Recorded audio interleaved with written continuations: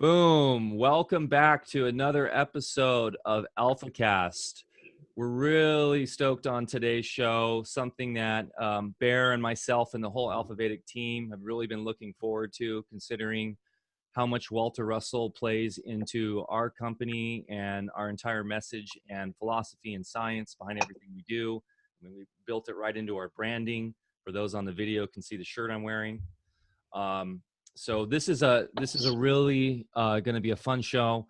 Today we've got two very special guests. Matt Presti, who is the president of the University of Science and Philosophy, formerly the Walter Russell Foundation, and he's an autodidactic musician, philosopher, cosmologist, practitioner of universal law, natural science, and living philosophy.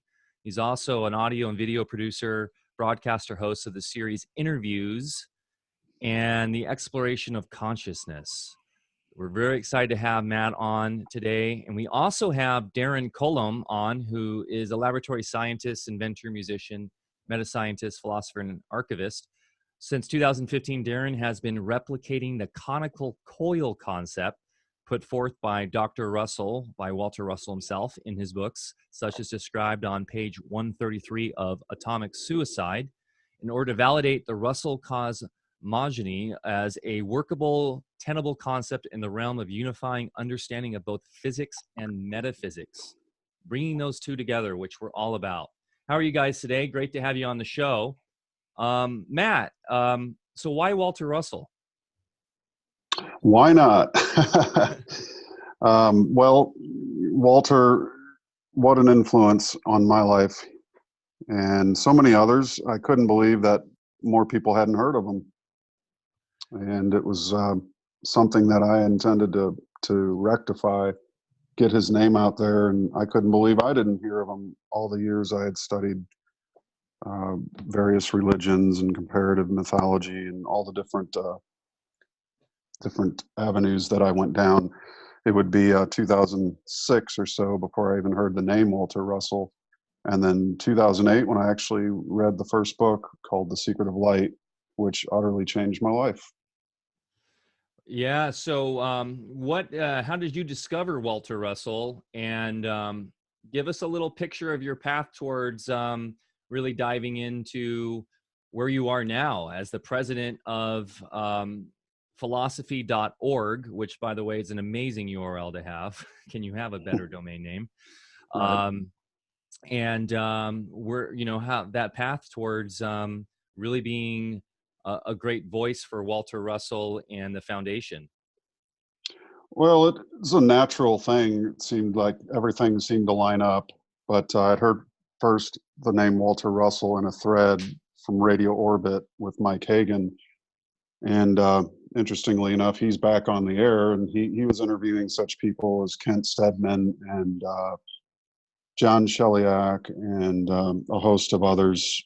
A lot of shows were on at that time. And so I heard his name, Walter Russell, mentioned in that thread, and somebody had responded to one of my comments, said, "You sound a lot like Walter Russell." And I went, "Well, who is this guy?" And so I kind of checked it out and shopped around at philosophy.org, but wasn't really impressed by the site or any of that. So I kind of let that go. But it would be a couple years in 2008 that I would end up reading The Secret of Light. And I found The Secret of Light sometime in 2007 at a used bookstore in Salem, Missouri. I was buying up a lot of Masonic books, things I could get my hands on to study the so-called occult sciences, if you will. And that interested me, and I thought it was a Masonic book, so I purchased it. But nonetheless, I would go on to read that book about a year later, and it utterly changed my life. And it was like what I was reading was things I had already known in my heart and soul, and what Walter's work did for me was just put that knowing into a language. So I was able to very quickly identify with a lot of the language that he used as being thoughts that I had had myself. So it was a very parallel experience of what he wrote and things I knew in my own head. And I only had to learn the language in order to communicate it. Very cool. Isn't that interesting how the book just kind of manifested itself for you when you needed it in that bookshop. And Matt, I have a similar story. Of about 10 years ago, like yourself, I'd been in alternative medicine and conventional science for many years.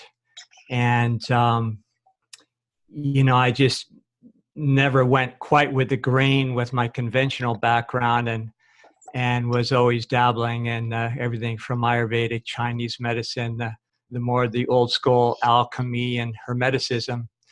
And I just happened to have come across an interview that was with you, and I believe it was on Radio 14 with Red Ice. And I couldn't believe that, I hadn't heard of this guy, Walter Russell. So I immediately started listening to all your other interviews and watching your videos, and got all his books, and I reread them every day to this day. And likewise, what it gave me is a framework where in the field of alternative medicine, herbology, Chinese medicine, I no longer had to conform to concepts and metaphorical language from other cultures, but I actually could explain the physics of how all these things worked. And so I've always told people that Walter Russell is the missing link between physics and metaphysics, and all the knowledge that's come down through the centuries. And Darren, it's good to talk to you again today here.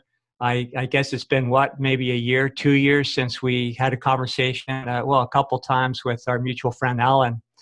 And so really wonderful to have both of you here. And we know you're busy setting up your new museum and everything else you do, Darren, with your work and the replication of the Conical Coil, which we'd love to hear more about, whatever you can tell us. But we know you guys are both busy, and we really appreciate you being here. I've been looking forward to this talk for a long time. I want to pretty much give things over to you guys, and Mike and I'll just jump in with some questions. But what I'd really like to do today is make this relevant to the people that have no background with Walter Russell.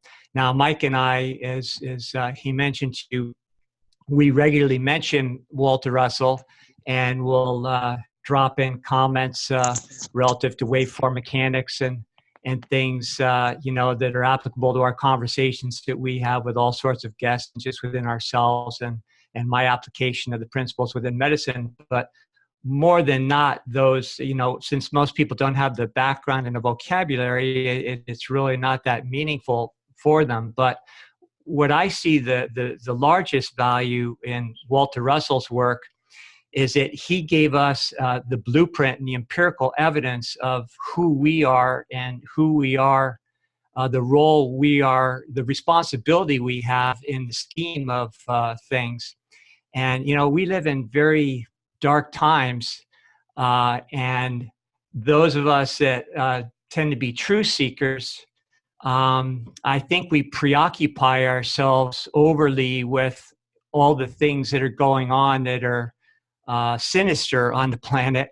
And in Walter Russell's terminology, that has a tendency to maybe over depolarize us. And we need to always strive for a balance. And when we have positive information and information that can become knowledge that Walter put out, not only does it give us hope, but it gives us practical application so we can gain our own knowledge through experience and become autonomous and not fall into the narrative that's really trying to corral this entire planet. And really what's happened is we've been hijacked at the level of consciousness, at the level of our thought. And of course, Walter Russell explained and evidence how we actually live in a thought-based universe. So it makes more and more sense when you see that our institutionalized governments and that sort of thing are really endeavoring as best they can to take over our thought processes.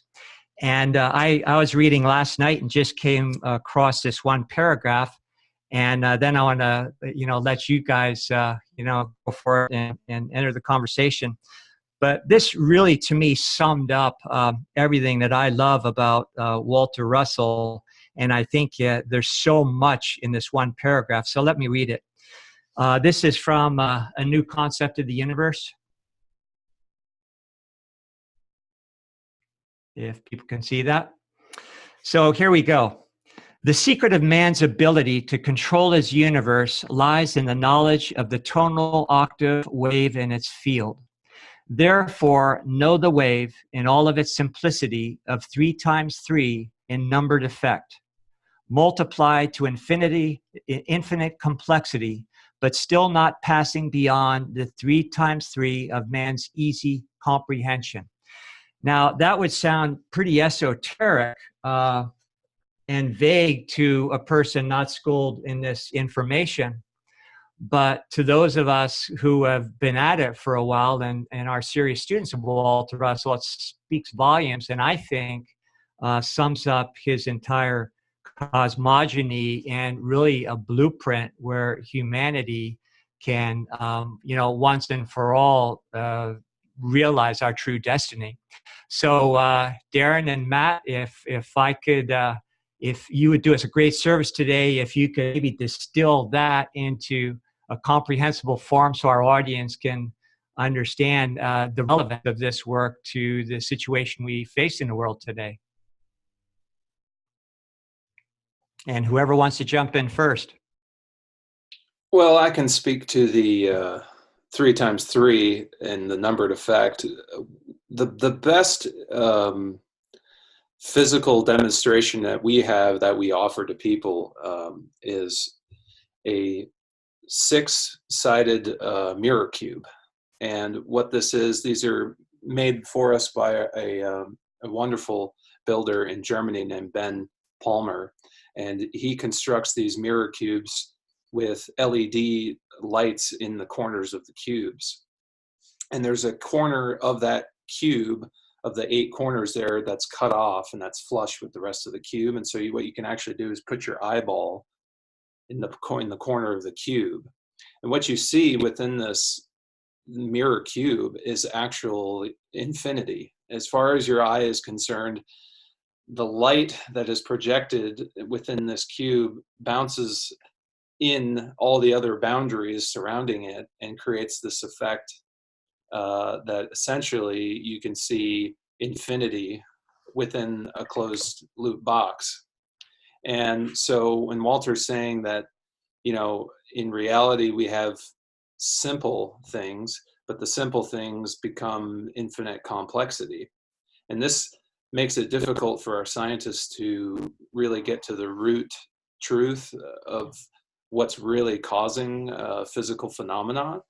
And if they understood this illusionary effect, even the illusion of, standing on parallel railroad tracks that seem to meet on the horizon, that illusion is fully described by the cubic wave field or cubic enclosure that surrounds all solid compressed matter. So when we look inside this mirror cube, we have a sort of a paradox, which is this: we think we know that we're looking into a closed system, but within that system, it actually appears to be completely open. So there's this paradox where we have infinity is bounded within a finite structure. And so this is the best model that we know of to show people and to try to bridge that metaphysical gap between, meaningful understanding of physics and the source of all of that, which is really the mind being causality or the reality, and the motion or the illusion that I'm talking about is really just the simulation of that. And that can be one of the hardest things for a student of Walter's work to really understand, because it's a spiritual understanding. It's a growth and a spiritual unfolding, as the Russells called it. We unfold to this understanding, even though the understanding is actually universal and always there. Interesting. Yeah, I've witnessed that demonstration myself, and it's wonderful. Boy, it really hits home. The first time I saw it, a lot of my readings prior with Walter Russell explaining this just became very obvious. So, yeah, I know of what you're speaking. And of course, when you say mind, we're not confusing mind with the brain, right? Right. The brain is as the Russell said, is just an electrical switchboard. It cannot. There is no energy within matter, and there is no intelligence within matter either. So when we have this few pounds of gray matter in our skull that we've associated, our best neuroscientists right now think that these electrical pulses in our gray matter actually make up who we are. But if you go and you look at a beautiful piece of artwork, the intention or the soul or the whatever quality that you want to attribute to that piece of artwork was simulated by the artist in that model. And in the same way, when we look at our whole lives or our daily routines and how we think about things, that is not who we are. Or in other words, the brain, the physical substance is not the personality, or the quantity is not the quality. And this is an important theme in all of Russell's science, which is where we separate the creator from the creation, in the sense of where are you starting from? Because this is the cardinal error in science, is they've shut the creator out of his creation. They've made a distinction between, what is created and who is doing the creating. But if you put that mind at the center, now you have a meaningful understanding, because all created effects come from that mind and they return to it. And this is a universal truth. Just like sound waves come out of silence and return back to that silence. In exactly the same way, everything you've created in your life comes from your mind as an extension and will be returned to it for repetition. This is an absolute universal truth. Great. So, Matt, anything you can say on that or like to add to it? No, he did a fine job describing it. It truly is a mind wave universe. And all I would say is that if people need physical evidence, we have over, several hundred trillions of human inventions. And you can point to any one of them. None of this existed in this world. And it took a human mind to come up with that idea. But more than just the idea, it's building a simulation called a body to house that idea that creates what we call human products or man-made items. So I offer up as evidence that indeed this is a mind wave universe, and you can pick from any one of the trillions of man-made items that have been invented and made to house, to simulate the idea from which, we call bodies, which it sprang from mind. So, again, none of these man-made items existed. Nature doesn't make pencils, but man did. So all these things were at one time a thought. And in order for them to exist in the physical three-dimensional universe, you simply have to build a body for it. And therein is the evidence that this is a mind wave universe. I think it's clear-cut, concise, and conclusive. Yeah, and the idea is eternal, even though the products, the body of the ideas may come and go in the simulation. I talk a lot about this being a simulation because I don't know what else to call it. And that's where you lose a lot of people, because we've been so steeped in the consciousness of materialism that, even people that are very open and doing their spiritual practices and throwing about similar concepts, when it comes down to actually believing it, it's pretty tough. And in the practice of medicine, I observed for many years that, the true results with, cases of these so-called irreversible diseases, which we see reversing all the time, It doesn't really happen until people change their mind. We can buy time and support the physical body for only so long, but until that person is ready to go to that next level, to change their whole concept of who they are and what put certain forces in motion that, medical science likes to call disease, you have limits. And so, yeah, I can attest that this is very practical. And Walter Russell's work, I always intuited that and operated with practices that allowed me to apply similar principles. But Walter Russell really put it out in a way that just took away all doubt. And I think what's great is it's information that, even though it is an inner journey and one that you have to prove to yourself, he does put out information that can appease our more intellectual side. And for me, it helped reconcile I think the battle that we all do between our, between the heart and the mind. And with that reconciliation with this information, it was much easier for me to go to that next level and, unify the heart and the mind, not just for my own life, but also for the application of my vocation. So now you guys, I know, are applying this to, all sorts of things, Matt, in your art and your music, and Darren with your endeavors in science. So anything you guys would like to share in that realm?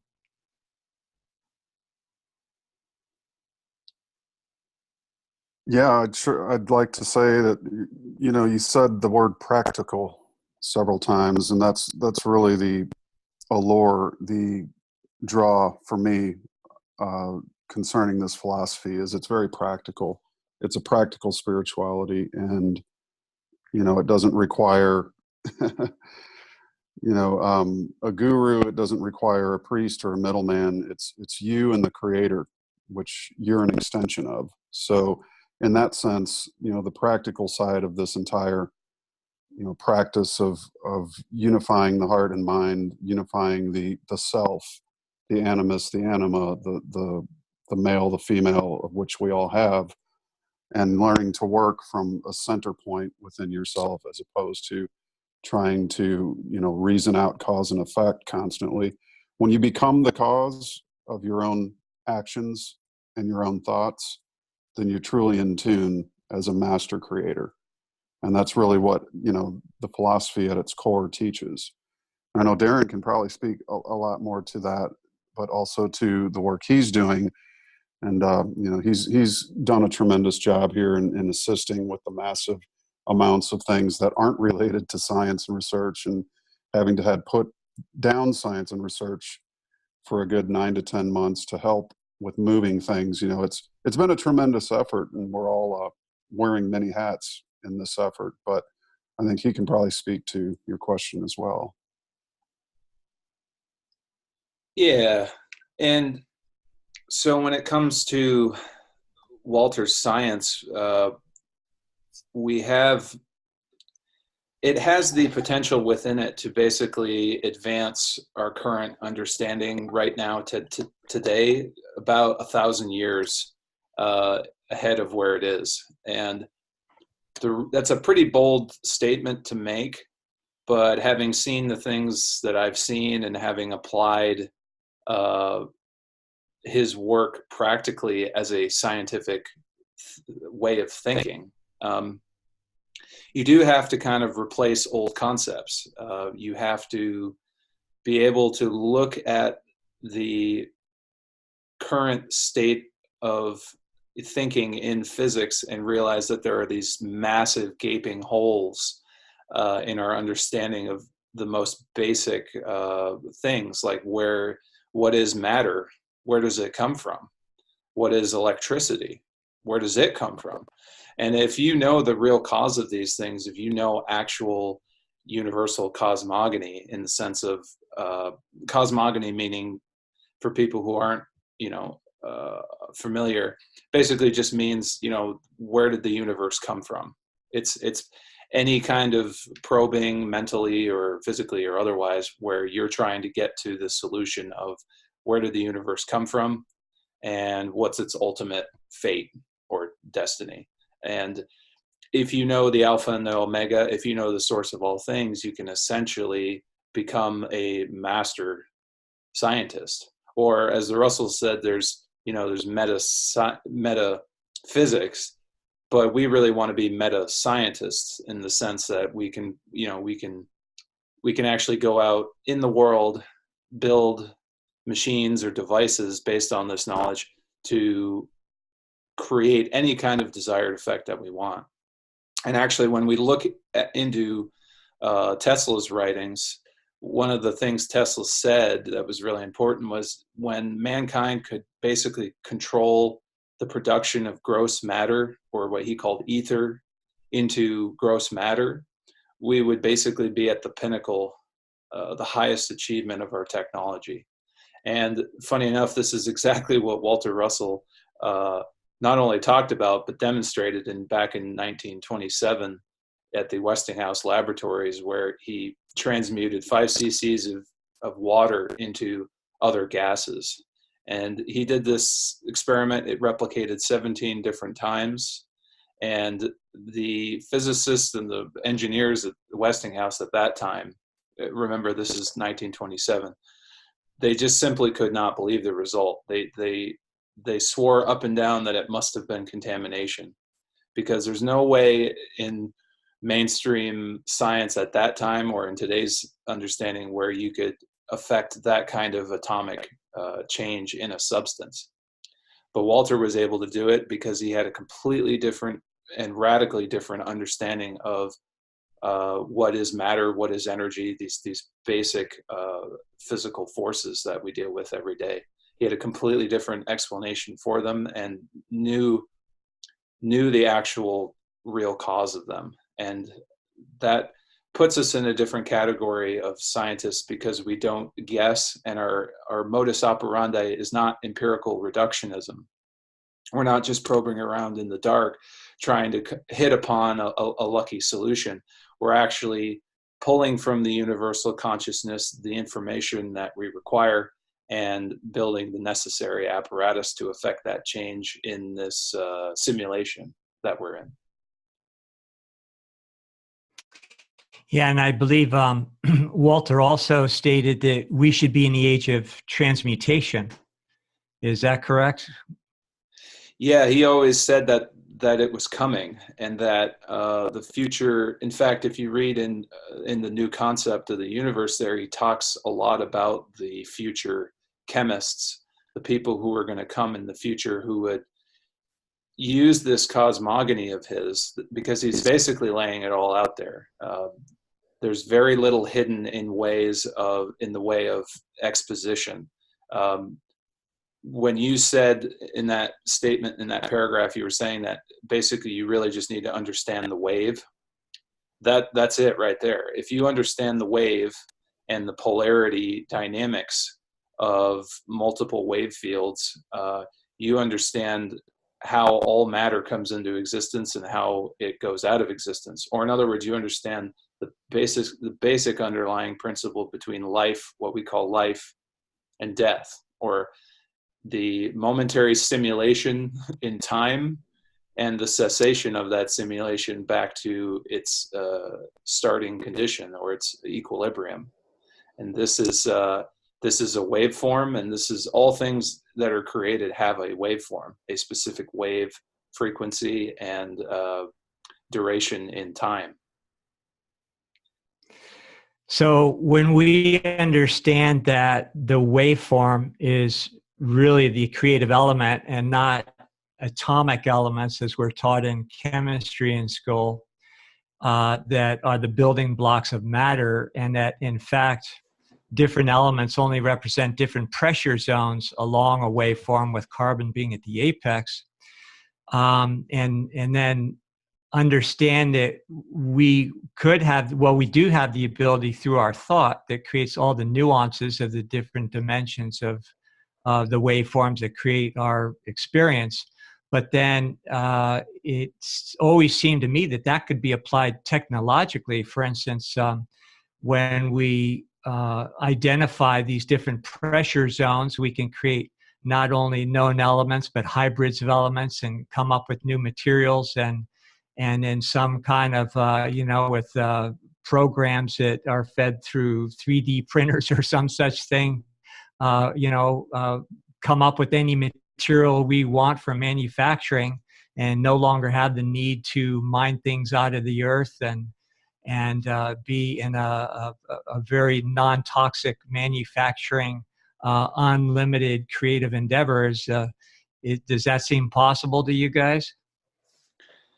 Well, not only is it possible, but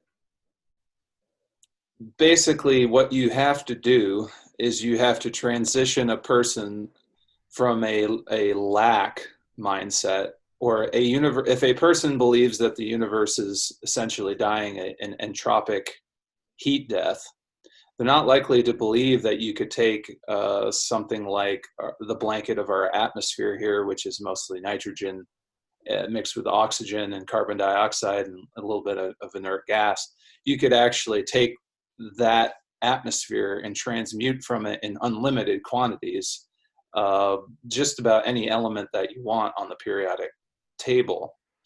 Now you have to transition from a lack-based mindset to a abundance, because what we basically have here is in this universe, everything is just a simulation, and it's made via the process of light waves. So there are no more light waves or less light waves anywhere. Light is essentially omnipresent, and you can just turn it into, as you say, via pressure conditioning, into any frequency wavelength combination that you would require. It's kind of just like when an organist sits down at the organ, he selects from the black and white keys the notes that he requires, which are really just different sound waves that are, again, repressurized, or each tube of the organ is a different length, which gives it a different pressure zone. And he can select from all these different vibratory frequencies the notes which make up the idea of the piece of music that he's, trying to communicate to another person. So if we go and we apply this to science, what we're going to end up with is technology that might look like science fiction, like in those Star Trek episodes where they can just press a few buttons and out pops, a muffin and a banana. And it started with nothing, or you could say it just started with just gases. And somehow you end up with solid material and a coherent molecular structure and all these things. So the first step is realizing that this universe is already doing that. You can take a seed and put it in the ground, and you can grow a tree from that in an amount of time that is many, many millions of times the size of that original seed. So the question becomes, well, where was all of that pattern? Where was all of that stuff? And we realize that the universe actually generates matter from a seed, and that this is a common theme not only in plants or animal life, but actually in the elements themselves. We find that the elements are male and female elements come together to produce more male and female elements, just like animal life. But that this is the sort of foundational aspect. We know we're made out of elements, and so if you apply that reductionism idea, we have this understanding in our current atomic physics that stuff is made of smaller stuff, that we can take a piece of matter and we can smash it into other pieces and smash those pieces into other pieces, and that basically you can keep doing this ad infinitum because there's always just more pieces. And this is because I can tell you for a fact that it's all wave motion instead of pieces of gross substance. It's actually just spiral wave mechanics at play, making all of the tiny pieces that we think are so-called fundamental particles in our physics. So maybe I'm going a little bit fast, but I'm trying to put a lot of information in all at once to try to make it a little clearer that if we're starting from a completely different realm of understanding, then some of the old concepts in our physics have to be completely discarded, and you have to start over. No, that's great. You're doing a great job. Since you opened the door, and I don't know if this gets too technical right off the bat, but when we're talking about seeds, can you interject what the inert gases are? I view them as kind of the seeds or the informational fields or the portals, the Akashic records of each of the octaves of creation. But is there any way to decipher all that? Because I think that's most fascinating and really bridges a gap into what a lot of people dabbled in metaphysics, when they talk about Akashic records and things. And I love that sort of topic. Any way we can address that with in keeping it down to earth here? Sure. Well, the inert gases are incredibly important because, as you said, they form basically the seed of every octave. So every octave wave is grown from an inert gas seed. And this is just an analogy, but it's also, Russell kind of talks about it being a literal unfolding from a seed. So in other words, if we look at the carbon octave, we have lithium, beryllium, boron, and then carbon at the top, and then nitrogen, oxygen, and fluorine on the other side. So what happens is these elements are different stages of the growth of carbon. So carbon begins in that zero flat plane where an inert gas resides, and then it is essentially projected almost in an optical sense. When you project film is a flat 2D plane, and we project light through it, and we create an image form. We get a positive body form by projecting through a negative image. And in exactly the same way as we apply this term in optics, we think of the chemical elements as different substances, but actually they're all different stages of growth or unfolding from a projection of a 2D flat plane. And that 2D flat plane are the inert gases. And this is also an explanation as to why these inert elements, they do not mix with any other matter, because you can graft two pieces of wood from two different trees and fuse them together, but you can't take two different seeds and graft them together because they're unmixable. They're the identity of that of that body that will be simulated. So they will not mix with anything. And this is why in chemistry, we know that something like xenon or argon, they won't form chemical bonds with anything. And Walter actually gives us the explanation as to why that is, because they're not technically physical substances. Just like you wouldn't be able to take your soul out of your body and graft it to another soul of another person, physically speaking. You can only do that qualitatively, not quantitatively. And so in exactly the same way, the inert gases are really the spiritual, the spirit of the elements, and as such, they do not physically bond with physical elements. But they are the soul seed record of it. And when you mentioned the Akashic records, essentially the Akashic, everything is recorded within those inert gases. It's sort of the recording medium of our universe. And everything that happens anywhere happens everywhere. And that's because the inert gases essentially store every single wave pulsation and wave cycle that has ever occurred or will ever occur from a linear time perspective. Yeah. Wow. So, Matt, you understand this from a whole different perspective, being a musician. And since all we're talking about here is tonal fields, so anything from that angle that you can share with us? Well, only I'd say that in much the same way, everything begins in the mind.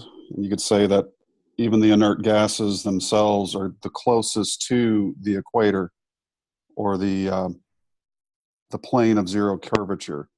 So your closest zero elements, which Walter called the inert gases, are the closest to that plane of zero curvature. And in any time where you're creating, be it poetry, architecture, music, painting, sculpture, even in a sense, video editing and theater was added as fine arts, and arts in general, woodworking and other things. The closer you are to that plane of zero curvature, the more masterful your work will be, because the image of the idea is more clear to you, and so you don't have to think it out as much. And a lot of my music I wrote was basically pulled out of the silences. I think it was Beethoven who said that God is not in the notes, but rather in the silence between the notes. And so that's where your source of power is. And the closer you are to that source of power, the more you can envision and idealize the actual finished product. And so that the challenge is taking that idea and breaking it into the pieces that you need to break it into in order to reconstruct it in the physical world. And so if it's a note, if it's a paint brush stroke, if it's a line in poetry, if it's a step process in medicine, if it's, the nurturement and watering of a field of apple trees, all of these are steps in a process. And the finished idea is obviously the fruit, which is, the proof of existence of that thought from the point of which it extended from its field, or I should say extended from its plane of zero curvature into its wave field. And so you're literally scientifically breaking down the process of creation by understanding how Dr. Russell's science applies to mind, which is universal, and then matter, which is temporal and physically locatable. So that very process itself is, to know that alone makes your job as a creator much easier, because for so long we've been taught that most people who are gifted in the arts or gifted in some way in the sciences or gifted some way even as players on a sports team, that they're just one of a kind, and there's no way that you can be anything like them. But in truth, mind has no limitations, and mind, when it acts through a body, can erase limitations as well if it accepts that it's universal. And so anything can be achieved if the mind, as to where the mind is involved. So if mind is your driving force, then all matter becomes potentially changeable at that point, because mind is the cause of it. And just realizing that is a huge step to becoming, again, a master creator on the stage of life. And I think Walter remarked that geniuses were actually those people that acted on their inspiration. And people often were astounded at the amount of work that and creativity that Walter demonstrated in his life, and just were amazed at how one individual could do so much. And he explained that he didn't have to do anything out here when he set to do a sculpture or any other thing. It was already complete in his mind, and then he just simply had to do it one time on the outside. He wasn't a believer in tinkering in the laboratory, so to speak. Right, and he had his vision for his body complete in his mind, and if he didn't, he would revisit it. And in one sense, I don't think our small group of people could have set up after such a person as Walter and Leo Russell if we didn't also at least partially understand. Because setting up 40 tons of art and sculpture and moving 64 tons of sculpture, art, personal effects, books, you name it, and then putting it all together in some semblance of order was no easy task. So if we were just common laymen off the street, I doubt any of us could have completed this project. But it really takes somebody that understands Walter to be able to set up after him. And I'm thankful for the crew that I have. Very small group of us were able to make that happen. So is it true, do you guys have communications between Tesla and Walter available there, or have you unboxed anything like that? I have seen documents from Walter to Tesla, or mentioning Tesla. I have not seen any letters or documents of Tesla writing to Walter, but I do. It's on my bucket list to go out to Yugoslavia and visit the Tesla Museum out there, because you can basically look through all the documents that they have there. So I'm still hoping to find something that mentions Walter's name from Tesla. But we do know that they knew each other. Tesla was living in New York City, and so was Walter Russell up until the early 40s. So they definitely knew each other. Walter said that Tesla was one of the only people that read the Universal One and actually understood the significance of it. And that's where that quote comes from, that Tesla told Walter to lock it up in a sepulcher for 1,000 years until mankind is ready for it. He's still probably right about that, but luckily you can actually buy a copy of that book from us, and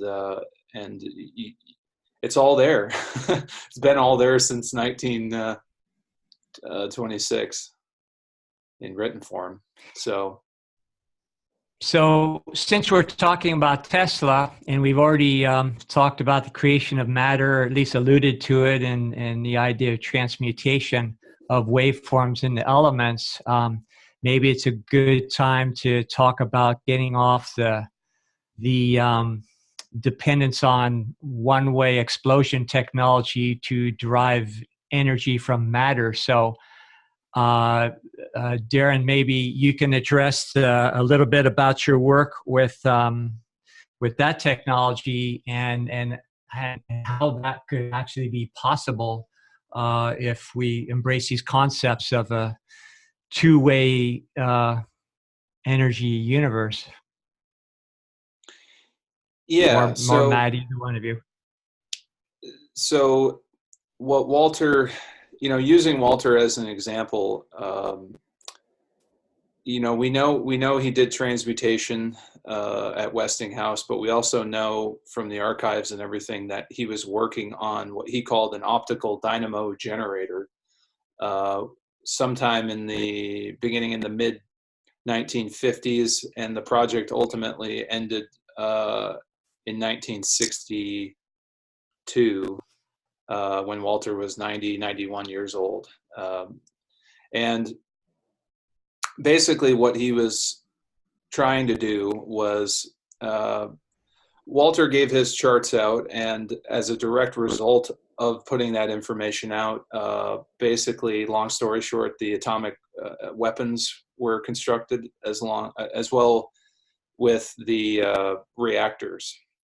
And what Walter was trying to do was invent something that produced the same amount of power as radioactivity, but something that was far, far safer, and something that you could use on a large scale to produce lots of power for lots of people.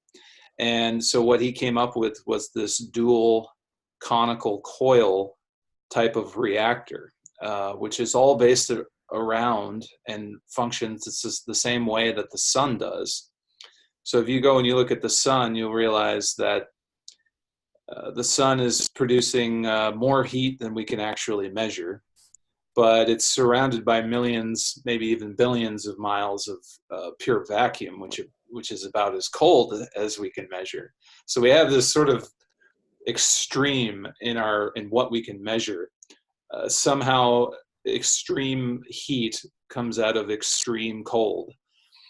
And if we understood this process, we could effectively do two things. We could invalidate the laws of thermodynamics, okay, which has to be done. And secondly, you can create a machine which will basically use the spiral contracting compressive uphill flow of energy to produce an excess of energy on your output than what is drawn on the input side. There's many names for this. Some people call it over unity, in the sense that if you put in power and you get the same amount of power out, you're basically at a unity factor, power factor. And but if you put in a quarter of the energy and your output stays the same, then essentially you have a multiplication of the power. There is a gain above and beyond the power that you're putting into the system. And of course, there are lots of physicists and lots of quote unquote experts. You can't see my fingers, but I'm doing the quotation marks. There are a lot of experts out there that will tell you that such a system cannot be built in our universe, that there are always losses. There will always be radiation into the surrounding medium and this kind of effect where you always just lose energy in the system. You'll always have less in the output than in the input. So what my work is really involved in is applying practically the two-way universe model that Walter is endeavoring to describe to us. In that, I mean that you could apply this knowledge mechanically to motors and generators, which is kind of where I started. But ultimately, you could end up with a solid state system with no moving parts that can produce all of the power that you would require at your house, or you could scale it up to the municipal level or even beyond, where you can produce clean power that requires no burnable or combustible fuels. Because as you said, Barre, we're basically only using the explosion death half of the wave. We only are allowed to use the energy in publicly speaking. I'm not talking about what the government has, but basically what we're allowed to have right now in society is only the explosion expansion half. When you put gasoline in your car, you're only putting it in there to polarize the air and set up a field effect frequency with your spark from your spark plug that will produce the field necessary to run the engine on an explosion expansion based principle. The air expands and pushes your piston. What they don't tell you about, or what they don't teach you about in school, is that you can change the field effect to an implosion and create a vacuum above the head of the piston and suck the piston up, which is an equal and opposite amount of energy or work accomplished. Yet the only byproduct of that implosion is basically cleaner, more breathable air. So there are ways to do it. If we copy nature, like Victor Schauberger said, we need to copy nature because nature produces huge amounts of energy for all of life without using any kind of explosion or releasing matter from its compressed tension. And when we liberate that, there's an associated amount of energy produced. If we can do the opposite, the equal opposite of that effect, where we create a center of gravity, we can use the energy that is running uphill to do work. And when you do that, you're basically now modeling your energy system on the way that the universe works. And we know that the universe is a perpetual motion machine because it never really stops. You could argue that, well, our solar system will no longer exist and everything we know is gone. Well, but there's a solar system that will arise in the wake or in the absence of another solar system. So the same cosmic dance is going on nonstop, because essentially, as I say, the universe is a perpetual motion machine simply because the creator or God or universal mind, whatever you want to call it, never ceases to think. And never ceasing to think always produces more physical bodies. So the universe is essentially self-renewing and self-perpetuating. Yeah, so Darren, what you're talking about too is kind of like the opposite of entropy, right? Because I know that's a big word these days, and that's the only one half of it. What is the opposite of entropy called again? Well, now you're in a situation where you have to make up words, because Sure. in our physics, there really is only a one-way concept. So you could probably call it syntropy or syntropic. Essentially, it's any word that means the equal opposite of everything expanding and going to pieces, which is correct. Technically speaking, when you look out into your telescopes or through the Hubble or whatever, we see that everything out in the universe is moving away from each other. It's all expanding. And Walter tells us, yes, it is expanding. But what you don't see is the invisible gravitative centripetal compression, which causes matter to be wound up from invisible space. This process is completely invisible to us. Otherwise, it would have been discovered a long time ago. Because is this modern science's way of trying to say what dark matter is with their more reductionist viewpoint? Well, where that all comes from is they look out into the universe and they look at the heat, and they look at, so essentially the amount of radiation, and they also look at the amount of gross matter. And what they found is that there's a lot of matter missing. If we believe, or if they believe in their science, that matter and energy are interchangeable, then there would have to be way more matter in the universe than what we see to equal the amount of radiation or energy that we perceive. So the problem here is twofold. One is that what they call energy in modern science is only half the equation. And the other half is that they have this concept that matter and energy are essentially interchangeable. And if both of these things are wrong, then they really have a bad starting picture of the universe, because it doesn't allow them to see that everything comes and goes in periodic cycles. It doesn't allow them to see the wave cycles that's driving every created effect.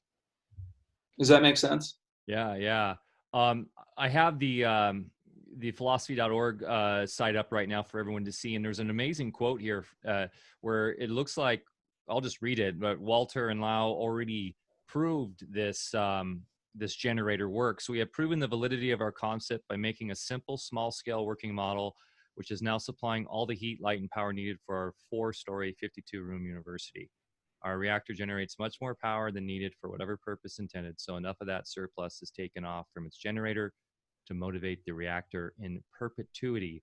So I guess my question is, I mean, this is back, what, in the 20s or something. Why is this not a reality for everybody? Probably because, well, we know, I'll speak for, there have been lots of devices out there that people have heard of. There are a lot of names out there in the free energy world. But I'm just going to stick to Walter and Leo because we know some of the story there, and I can only speculate about other inventors and other devices. But basically, this device, which you're seeing here in this diagram at the moment, this was all an attempt by Walter to to build this reactor that would replace the dangerous ones, the nuclear ones. At some point in the early 60s, around 1961, I can tell you that he did succeed in pulling more power out of the device than was put into it. And around that same time, he was in talks with basically government type people, Raytheon and NORAD.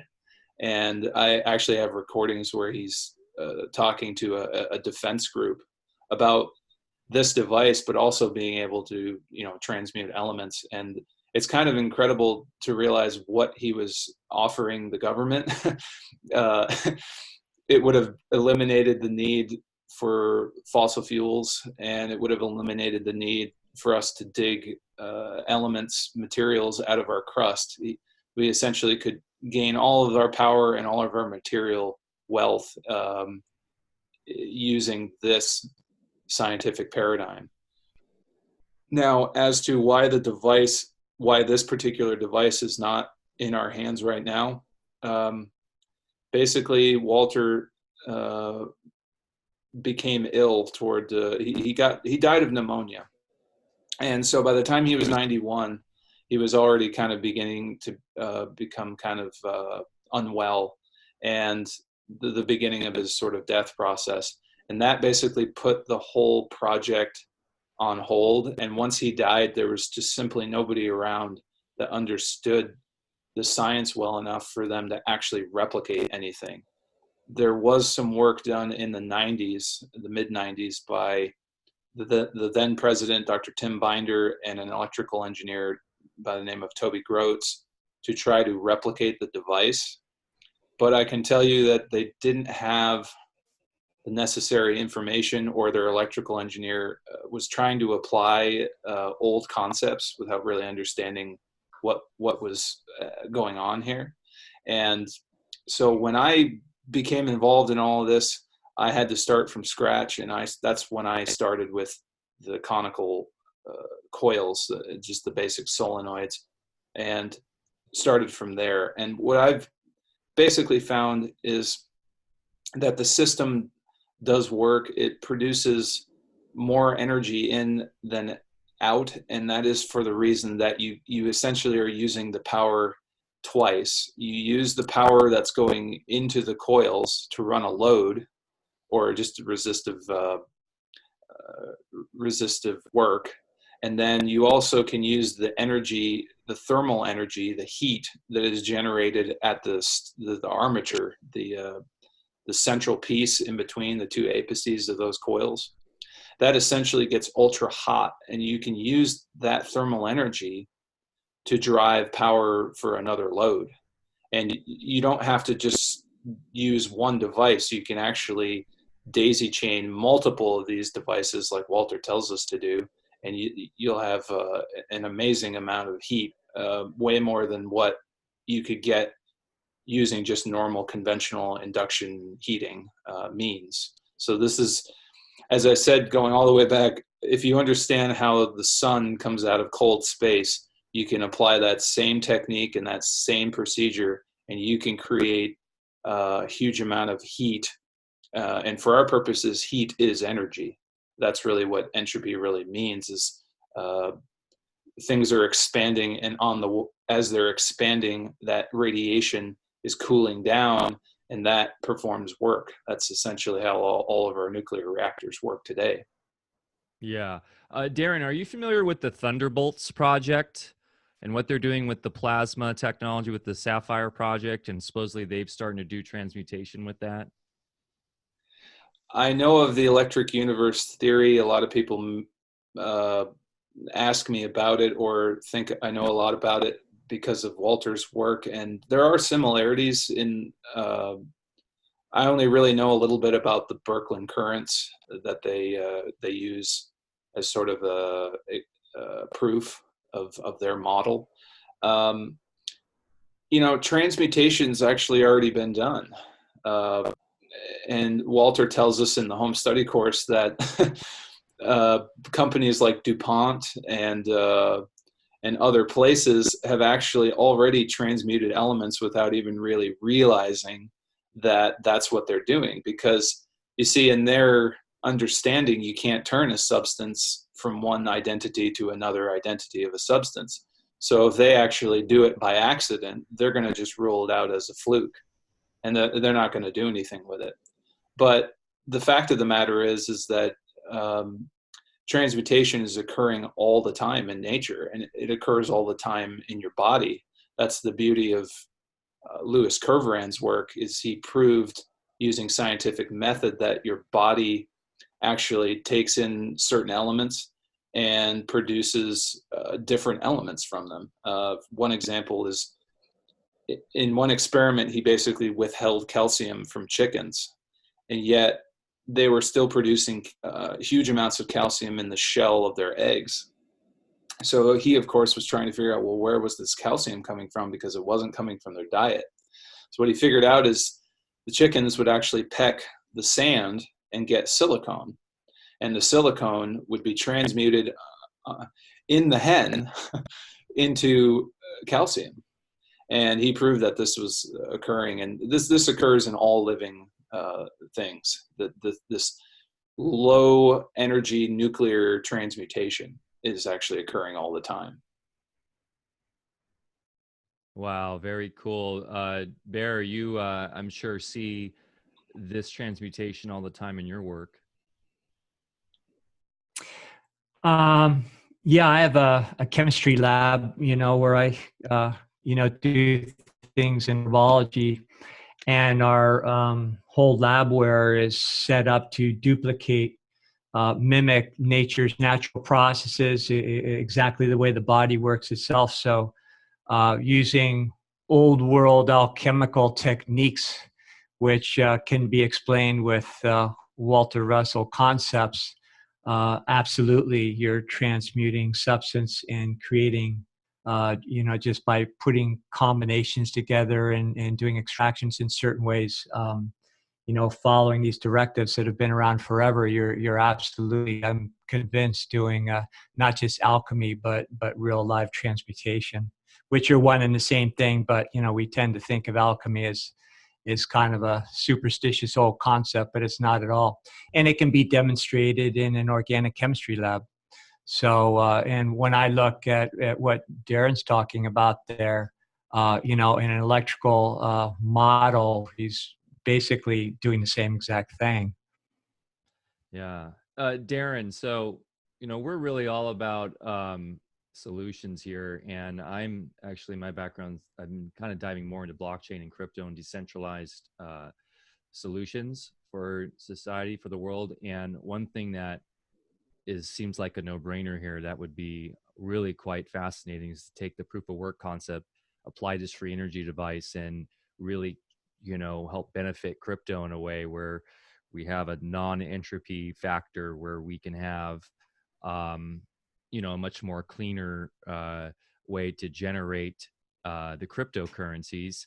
Also putting this information on a decentralized blockchain, because without getting too conspiratorial, it seems like those who are breaking into these fields that are really starting to make headway seem to go away. It seems like entities come in and take the technology away. But if we can have an ability to get the technology in a decentralized, distributed fashion where everyone in the world has access to it and there's no way to get rid of it, I feel like that is a really good pathway towards building out the future. Have you dabbled in any decentralized stuff like that?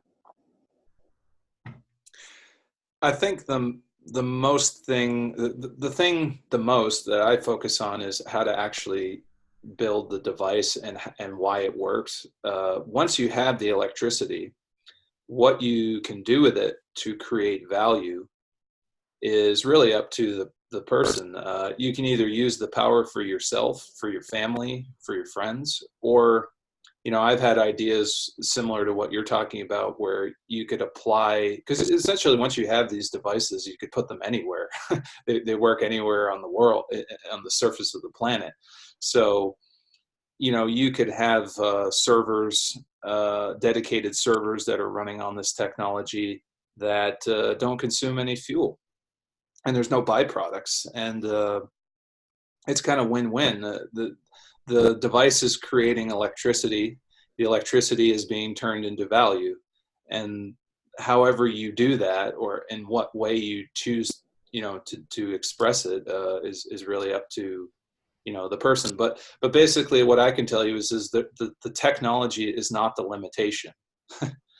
The limitation and the reason that you don't have this stuff, or it's not available to most people, is because there's almost, it kind of goes against the entire basis of our economy. If you can take a utility and make it completely free, or once the device is in place and working, there's no overhead.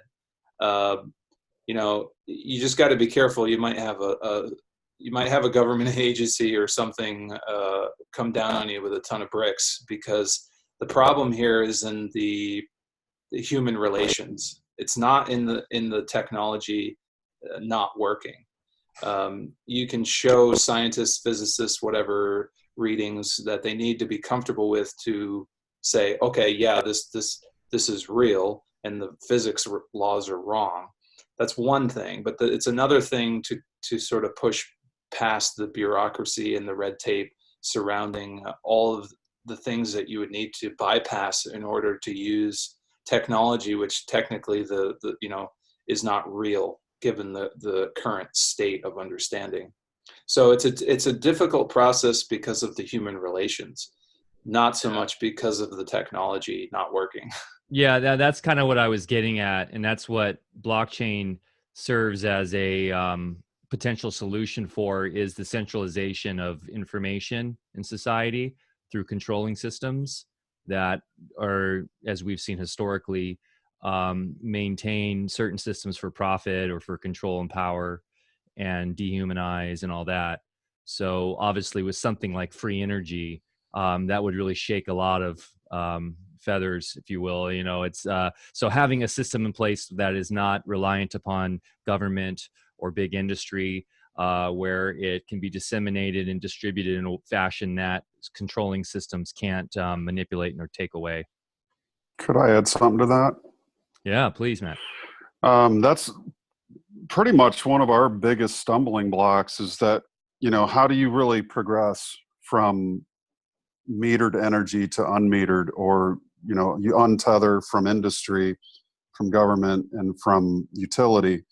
That's a very difficult philosophical question, because, obviously the human race has no experience in providing its own energy without some form of either taxation or collecting fees. So it's new, it's brand new, and it's never been done. If it had, it wouldn't be such a hard question to answer. But, at the same time, being president of this university and in Darren's position, chief science officer, we have to take into account too that, you don't want to be the institution that caused the collapse of all world economies. I mean, a lot of people talk how nice it'd be to have complete and total free energy, but if you didn't create a transitionary period where you transitioned off of the existing technologies, then you could literally put 100 million people out of work in one day. And obviously it wouldn't be one day, but those are the kinds of questions you have to consider too. And so we've talked a lot about this in our science and research committee about, possibly looking at a 25 to 50 year period of transition where you gradually phase out oil, coal. I mean, oil and coal can still be used for multiple other applications. Oil, for instance, it doesn't just need to be used for burning in vehicles. It can be used for tens of thousands of applications, much like hemp can.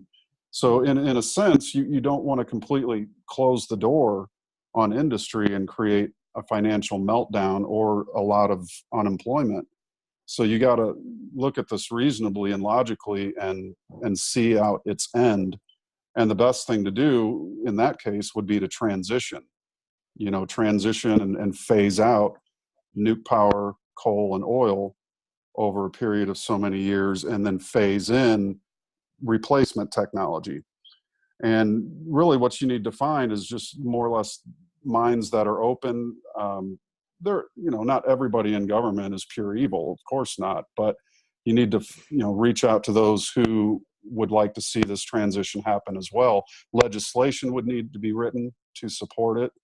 It would have to be done in a very common sense approach, and I think that would be, more along the lines of something that would suit humanity, as opposed to yanking the rug out from underneath, all the existing technology, and then you end up with a crisis on your hands. So it's a very delicate situation. It has to be thought out philosophically as much as it does, for the sheer benefit. Like Darren said, it's there. That the hard part isn't in creating the technology. It's in applying it to our current existing structure, which really isn't set up for it. So gradual change, over a period of time is to me, at least in our discussions, a very common sense approach.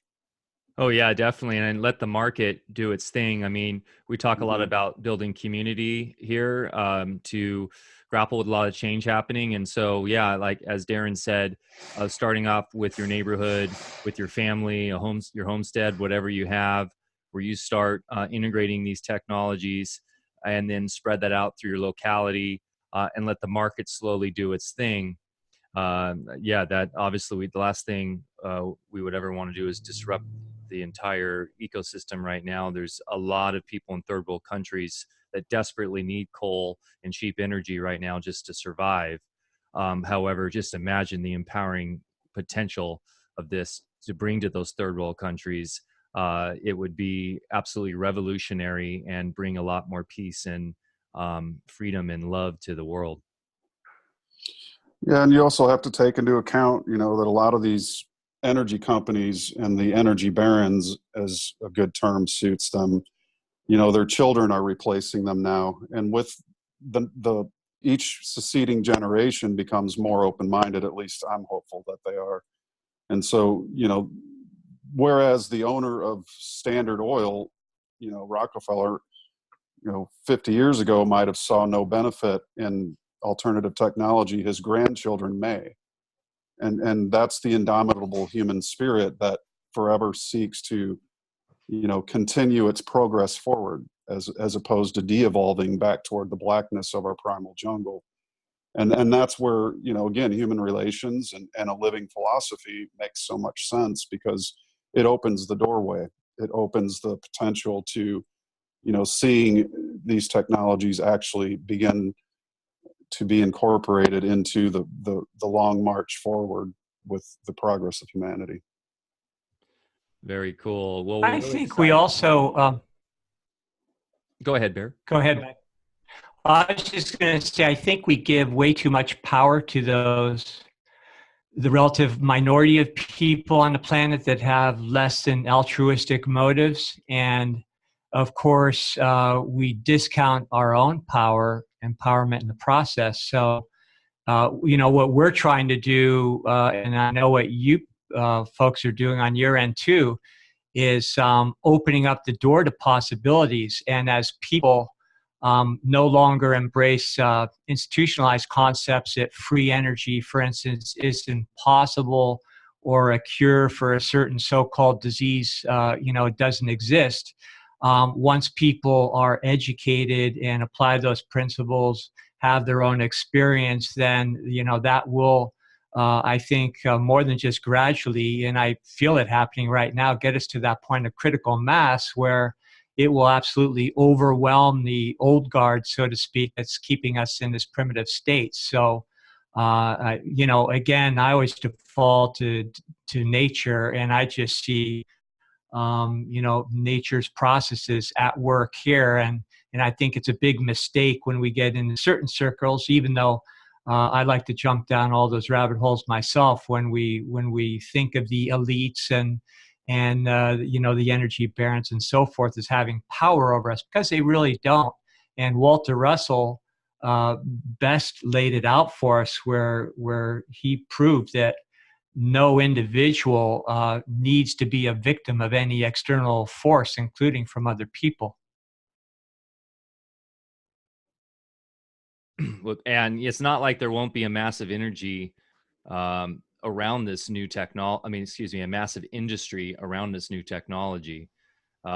We could see so much really cool evolutionary. I mean, even in the current energy barons, if you will, there's so much they could do to capitalize on this as far as getting this technology out everywhere, servicing it, etc. So it's when people think of free energy, sometimes they think of this more anarchy based concept, but really we can and that's what I really like Matt's concept there, and what he was saying philosophically is like integrating it in a way that's just more common sense than what we currently have.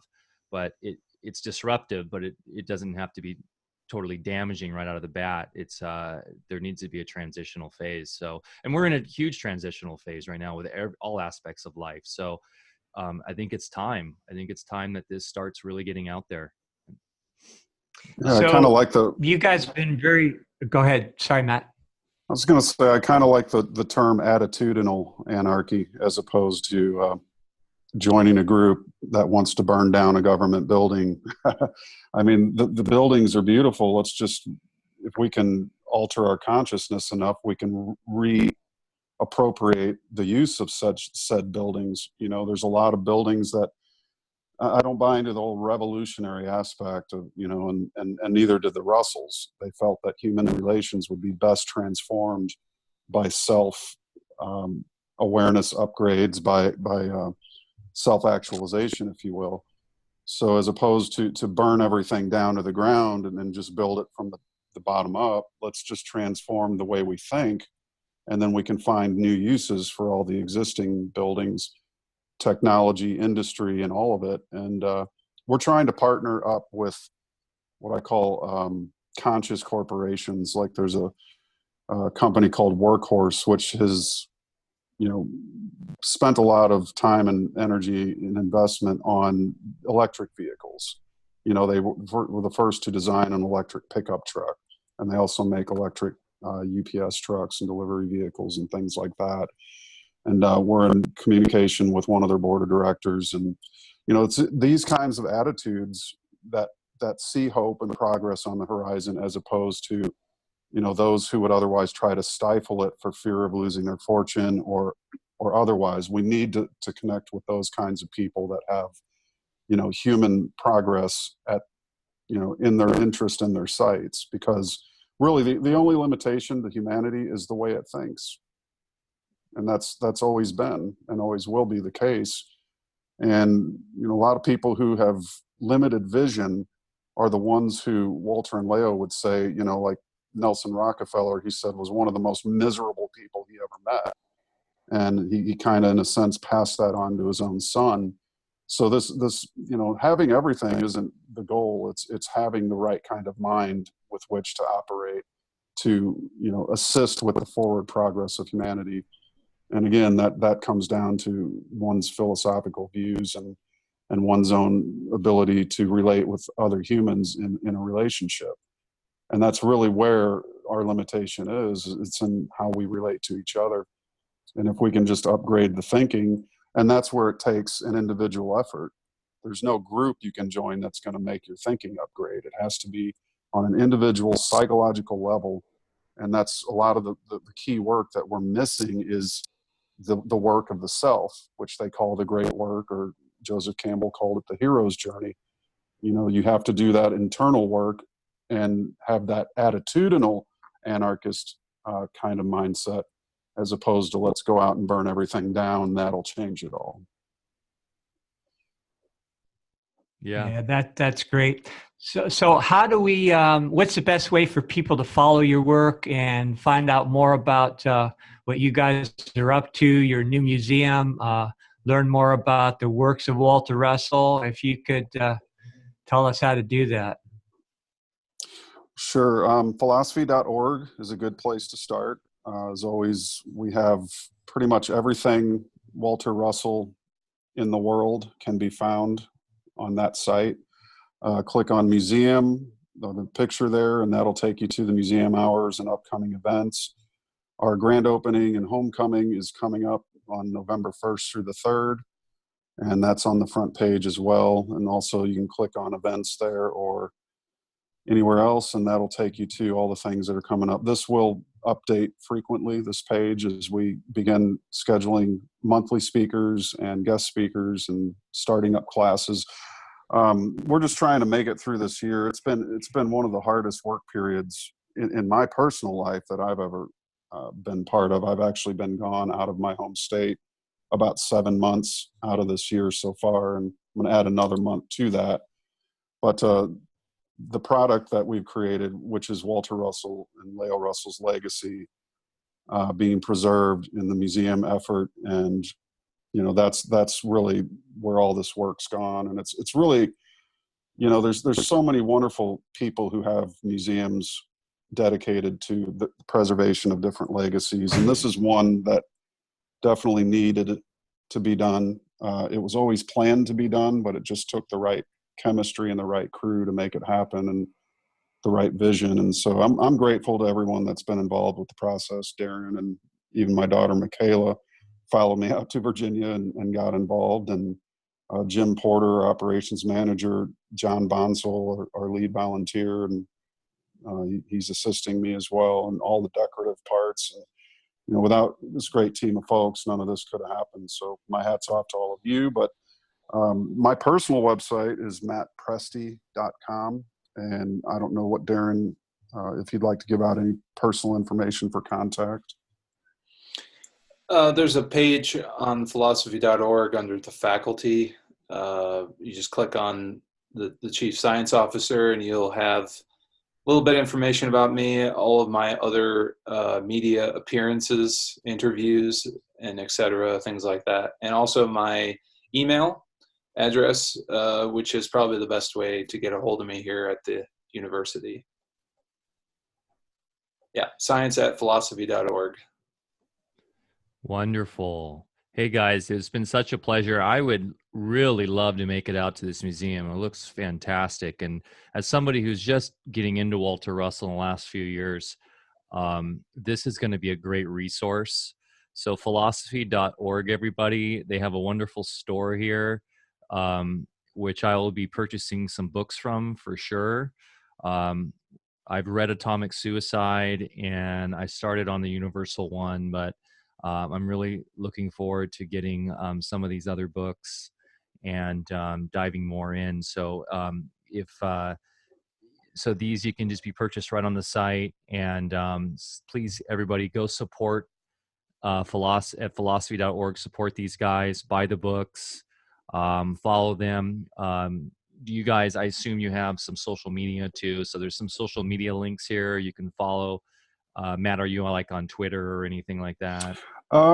Actually, I just got back on Facebook after a lot of soul searching, but it's just a good way to share the work that we're doing and promote Walter Russell's work in the museum and such, and share some of my own thoughts on a social canvas, if you will. But I do want to let your audience know that I did create a special coupon just for you guys. Oh, wonderful.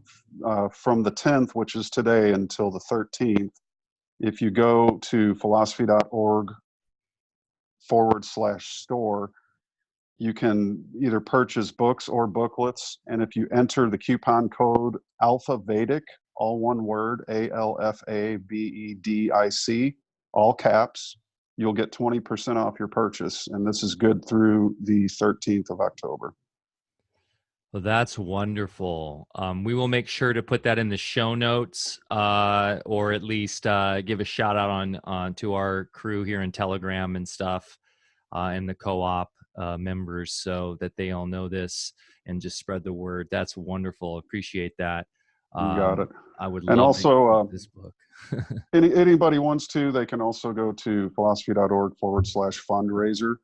And we're accepting donations, as you may or may not know. To run any museum of this size and caliber, it takes a lot of operational money, and all museums fundraise, and we have to adopt that model, otherwise we just won't be able to survive. So if $10 or $20 is something you could donate to the effort, that would be great, and we greatly appreciate it. It all goes toward the preservation of the Russell legacy and the upkeep of the museum and operations, and we thank you for that. Very cool. Well, hey guys, appreciate your time here today. This has been a really awesome talk. Bear, any parting words for our friends? No, just thank you and let you guys know there's a lot of us that are very grateful for all of your efforts. And again, Matt, to you, you opened the door for me to a very important chapter in my life by introducing me to Walter. So I'll always be grateful to you for that. And I really look forward to going out back east and seeing you guys sometime and observing your work firsthand.